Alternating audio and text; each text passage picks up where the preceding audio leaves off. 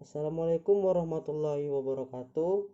Kami dari kelompok 7, kami ingin mempresentasikan hasil diskusi kami, yaitu materi yang akan kami bawakan adalah sistem dinamik.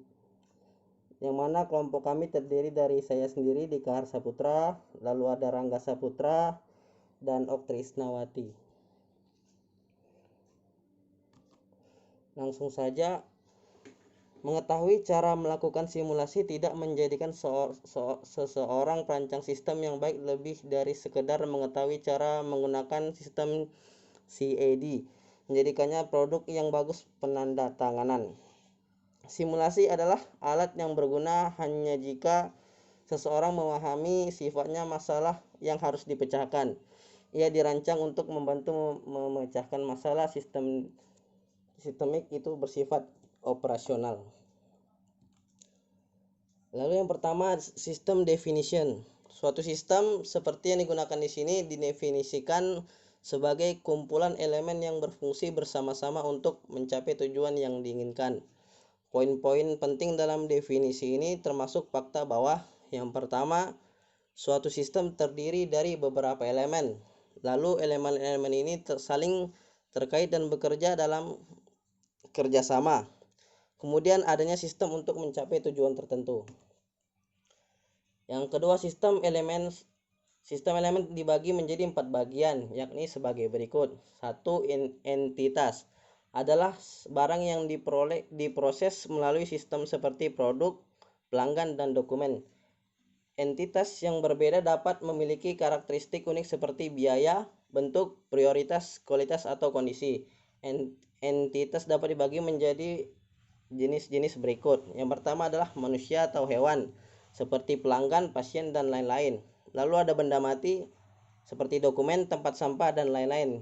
Kemudian yang tidak berwujud, panggilan, surat elektronik, dan lain-lain. Lalu yang kedua, aktivitas adalah tugas yang dilakukan dalam sistem baik secara langsung atau secara tidak langsung terlibat dalam proses entitas. Contoh kegiatan termasuk melayani pelanggan, memotong bagian pada mesin, atau memperbaiki peralatan. Kegiatan biasanya menghabiskan waktu dan sering melibatkan penggunaan sumber daya. Kegiatan dapat diklasifikasikan sebagai yang pertama, pemrosesan entitas atau check-in, seperti check-in, perawatan, inspeksi, fabrikasi, dan lain-lain. Lalu pergerakan entitas dan sumber daya seperti perjalanan forklift, mengendarai lift, dan lain-lain. Lalu yang ketiga, penyesuaian sumber daya, pemeliharaan, dan perbaikan seperti pengaturan mesin, salin perbaikan mesin, dan lain-lain. Selanjutnya akan dilanjutkan oleh rekan saya Oktrisnawati.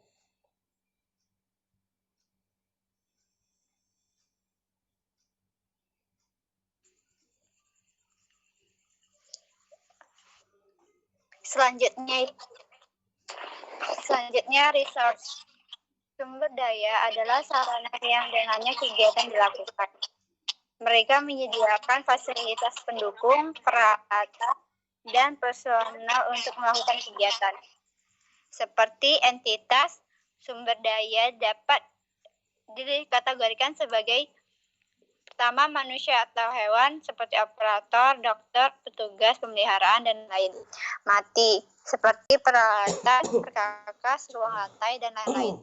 Tidak berwujud seperti informasi, daya listrik, dan lain-lain. Kontrol menentukan bagaimana, kapan, dan di mana kegiatan dilakukan. Kontrol memesan pada sistem. Pada level tertinggi, kontrol terdiri dari jadwal, rencana, dan kebijakan. Pada level terendah, kontrol mengambil bentuk prosedur tertulis dan logika. Kontrol mesin. Untuk kontrol adalah sebagai berikut: perutan, rencana produksi, dan jadwal kerja. Sistem complexity. Kata kompleks berasal dari bahasa Latin complexus, yaitu makna terjalin atau terhubung bersama. Kompleks sendiri adalah suatu kesatuan yang terdiri dari sejumlah yang saling berhubungan satu dengan yang lainnya.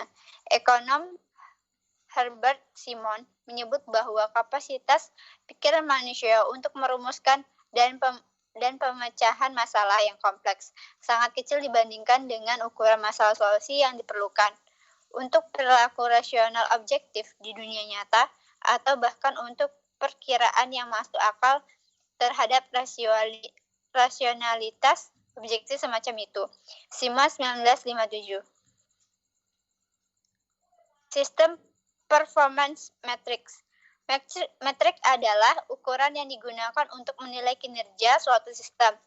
Pada tingkatan tertinggi dari suatu organisasi atau bisnis, ukuran matriks secara keseluruhan kinerja dalam hal laba, pendapatan, biaya relatif terhadap anggaran, pengembalian aset, dan sebagainya. Dari sudut pandang operasional, lebih menguntungkan untuk melacak faktor-faktor seperti waktu, kualitas, kuantitas, efisien, dan pemanfaatan. Selanjutnya akan dibacakan oleh Rangga.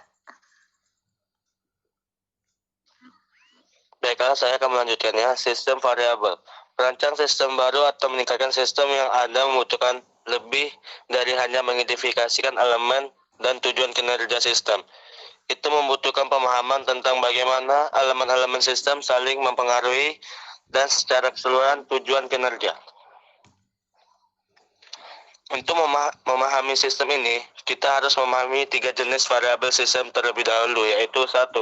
Variabel keputusan. Variabel keputusan kadang-kadang disebut sebagai variabel independen dalam percobaan. Mengubah nilai variabel independen suatu sistem mempengaruhi perilaku sistem. 2. Variabel respon. Variabel respon disebut juga variabel ukur kinerja sistem dalam menanggapi variabel keputusan tertentu pengaturan. 3. Variabel status. Variabel status menunjukkan status sistem pada titik waktu tertentu. Contoh, variabel status adalah jumlah entitas saat ini yang menunggu diproses atau status saat ini. Dalam kurung itu maksudnya sibuk, siaga, turun dari sumber daya tertentu. Baiklah, itu saja presentasi dari kelompok kami. Apabila ada salah, mohon dimaafkan. Akhir kata, wabillahi taufiq wal hidayah. Wassalamualaikum warahmatullahi wabarakatuh.